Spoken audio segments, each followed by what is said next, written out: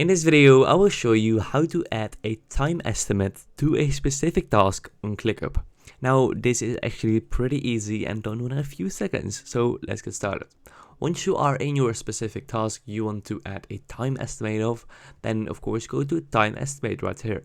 Then tap on empty, and here you can add a time estimate. Let's just tap on this icon right there, and then as you can see, use natural language to add time estimates in minutes, hours, days, weeks or months. Try things like 1 hour or 1 day.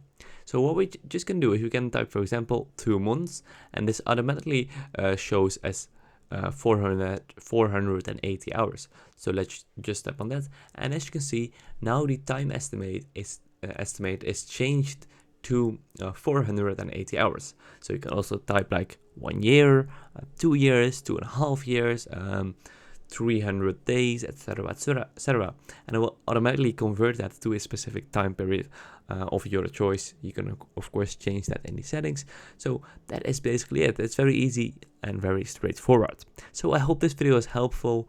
Yeah, and please subscribe if this was the case, if the video is helpful, and I will see you guys in the next video. Bye bye.